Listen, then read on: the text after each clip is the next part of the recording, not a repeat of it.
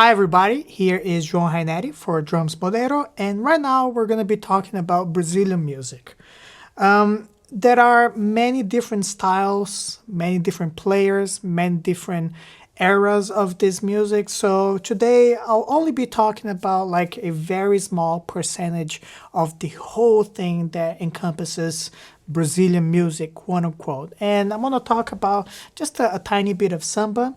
And before we do that, there is a wealth of knowledge out there on YouTube and players, Instagram, everywhere you can look. There are players who are definitely who have researched this music, certainly a lot more than I did. I grew up in Brazil. I have practiced, I have learned from the masters, and I've also played there.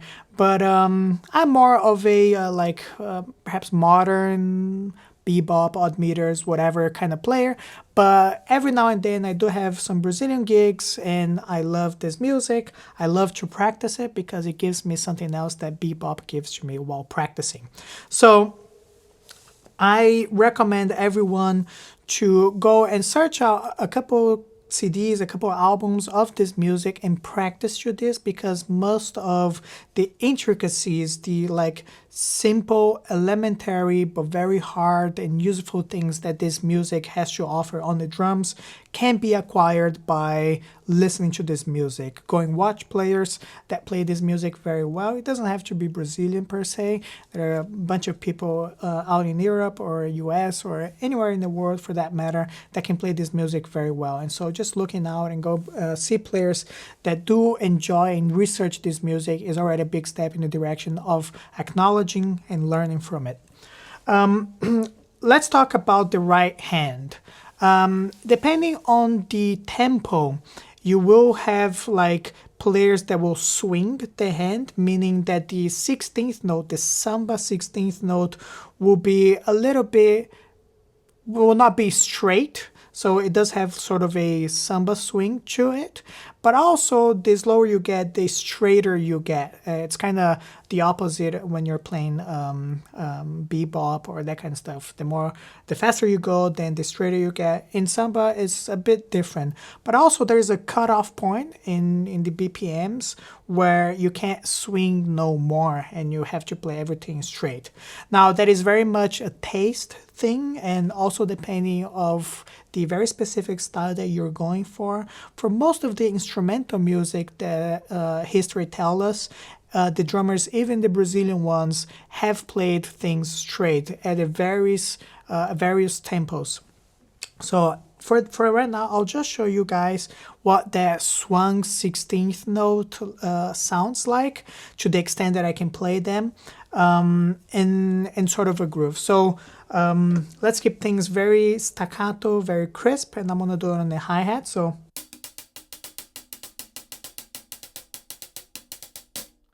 this is sort of how it sounds like. I would really advise you guys to go listen to some samba school music. That is the music that is around in the carnival, and also the players that have made this music to what we know today.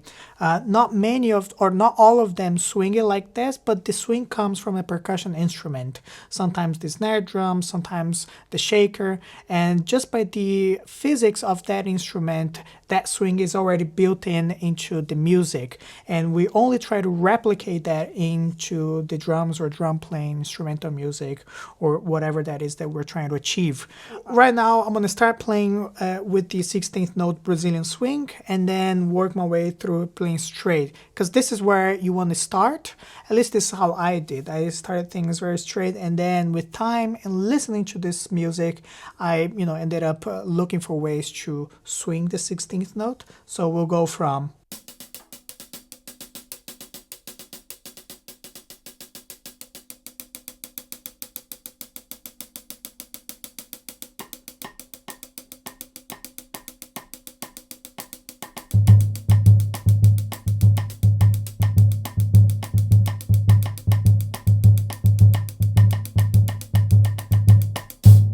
So this is players such as Milton Banana, which is a big influence for me. He plays very much that way. Straight 16th notes, also pretty straight groove. There isn't much texture playing or any kind of thing. It really is like grooving to the music and serve the music as a groove bass. Now, you don't have to start as fast as I just did, because there is sort of a technique requirement that involves in this music. And the way that I did it at first was to play everything out of Moeller. So back then I was really into Jojo Meyer, but for most of the like northern hemisphere kind of players, they practice Moeller from the three motion Moeller, which would be, you know, the push-pull situation involves 3 points, the full stroke, tap, and then upstroke. And I noticed, because Brazilian music is a binary kind of music, then I had to play really push-pull, which is something that Jojo Meyer at the time was already doing. We're talking like mid-2000s. He was already doing this in the 90s, but for me, you know, I got in contact with him, and I saw that as a solution for me to get better at playing Samba. Now, what you usually see from drummers out of different cultures is to only play like the first 3 notes of the 16th note grid. So you hear players do this.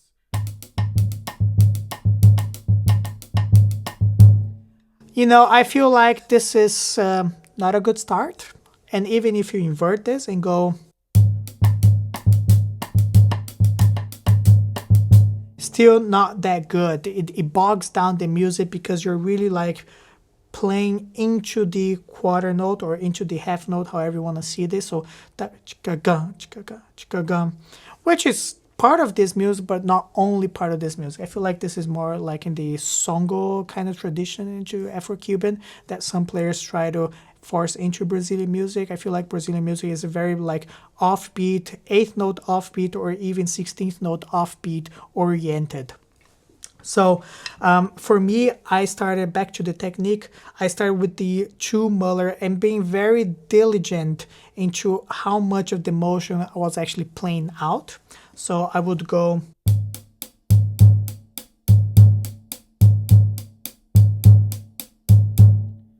because I was trying to play all the 16th notes. And you notice that many of the Brazilian players really do have a good right hand, and that comes from the samba tradition, and just trying to survive those 3-4 minute songs playing all the 16th notes. So I started with, you know, trying to line up my right hand with my right foot and not trying to flame anything, because that bogs down the music as well.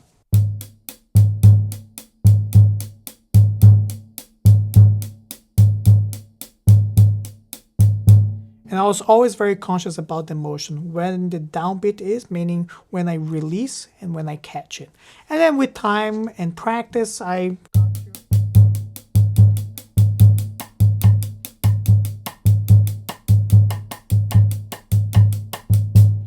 also had a phase where I wanted to have all my 16th notes super steady, no dynamically variation.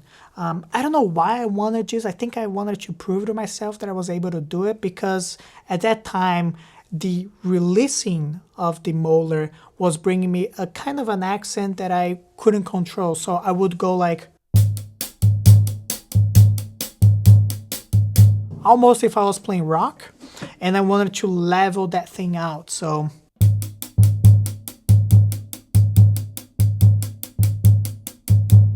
the catching and release had to sound the same for me. Now, at one point in my development and understanding of this music, I noticed that there's a couple of like accents that I can do on the hi-hat. So pretty much the left hand is still like a pattern hand. You're either playing the tamborim or playing any other percussion instrument. The bass drum is still playing the tum, gung, gung, gung, gung. But then the accenting the variations on the right hand. And the first one that I did was to accent the offbeat. So if we're thinking 16th notes, then we're accenting the 8th note offbeat. And this is how it sounds like.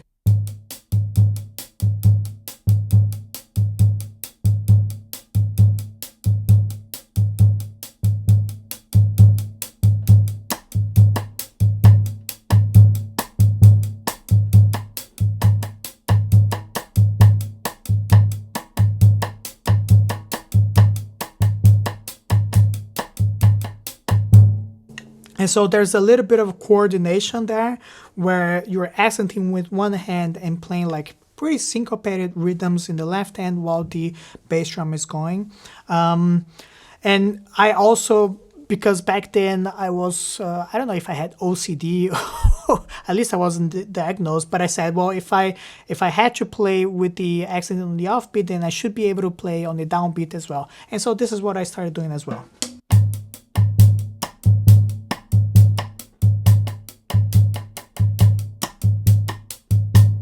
I mean, it does bog down the music a little bit, but it's nice to have. Now, I'm about 15, 16, and I already started gigging this kind of music. I had, like for a short time, a steady gig. I think it went about like 8 months on a pub downstairs where I lived. And I noticed that the players that were playing this music beautifully were able to accent any part of the 16th note grid with the right hand. In fact, most of them were also accenting where the right hand played. So there was sort of mechanics and a new world that I have yet to see back then. So it would sound like this.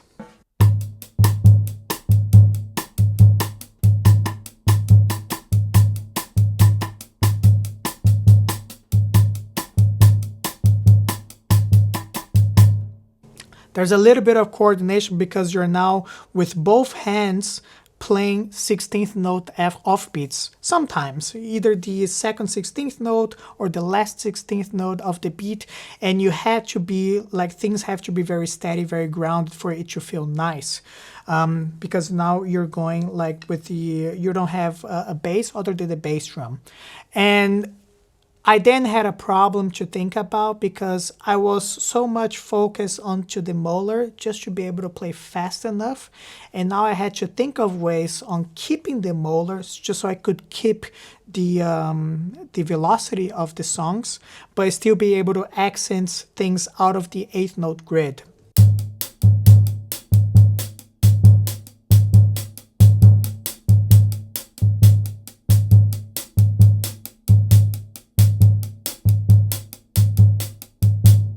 So you see, if I wanted to accent the second 16th note, then I would have to prepare that accent already 2 beats before. So the Moeller would figure that out. This is a lot of like GPU power in my head to think about it, but you know, I was 15, 16. I had time to think all about this, and it helped me in some ways. But then I also ended up not liking the sound that I was making, and that's where, and at that point I was already like into bebop and learning how to play with the wrist. So that's when I wanted to be able to play fast, but also out of my wrist. And so all the like accent preparation that I had to think like, maybe is this a 2 motion Moeller or a 3 motion Moeller, go out the window. It is a lot simpler, though playing out of the wrist is more difficult. So I would try to go as far as I could go just with the wrist. So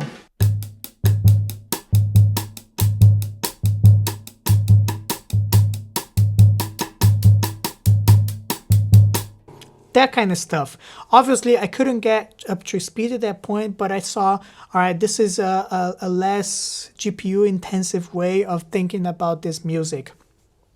So what I then started doing, and this is perhaps the next level that you can think about, is not only playing the accent along with the left hand, but also subbing out the left hand just for the hi-hat. And then you have sort of like a broken time in samba music, that kind of thing. Obviously, that was developed within the instrumental community, within like the improvised music community. I don't think it applies that much if you are actually like doing a job where it requires you, then it's better for you to play the music as it is or the groove as it is. But like research and exploring and seeing new ways of playing the same thing, but perhaps more intricate, more elegant, this is where I was at that point. So I would go, instead of going,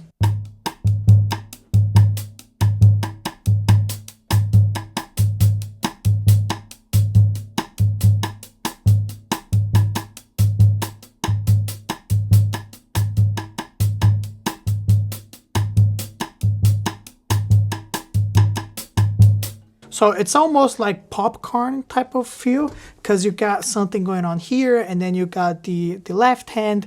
It's really cool. It's even cooler, you know, playing at faster tempos, because then you get like syncopation and rhythms come from everywhere. So 1, 2, 3.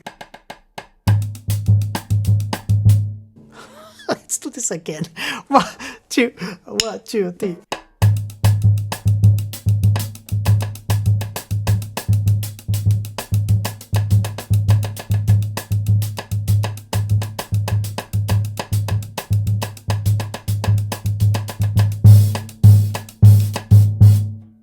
So many ways, and you know, the sort of the fill-ins that you play in samba, they are different from like the stuff that we play on bebop or perhaps any other jazz idioms. It's really cool to hear and transcribe those things. I want to leave you guys with 2 cool things that you can perhaps implement in your playing, and that is the triangle sound in either samba or baião, which are 2 styles in Brazilian music, southeast, and that is just to move your the tip of the stick to the bell of the hi-hat, and then you open the hi-hat with the left foot as if you were opening for the offbeat. So you go,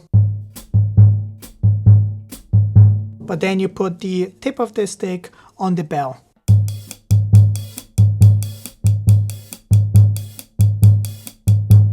And that is a very interesting thing that happens, of course, if you hear recordings like Brazilian accenting the second 16th note. It's really incredible, and that gives sort of that swing, because you can always like open the hi-hat exactly in the 16th note, and that's why I say to open on the offbeat of the 8th note, because it gives more of a juggle, it gives more of a swing. So we go 1, 2, 3.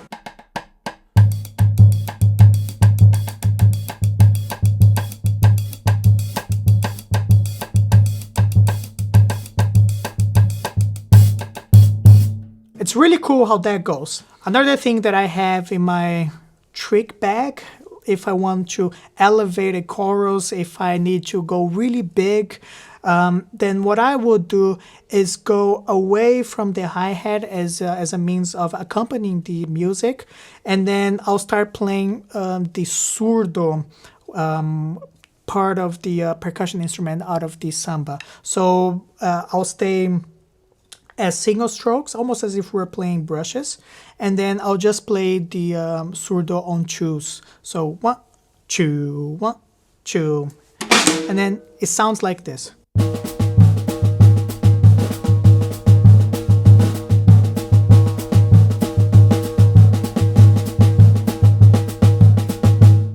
And you try to do the pattern of samba with the remaining options that you have amongst the 16th note grid. And the more you listen to this music, you also realize that there are a couple of variations that you can do on your floor tom and involving the tom as well. So I'm gonna play a couple of those. Feel free to transcribe or transcribe from recordings, which is actually a lot better.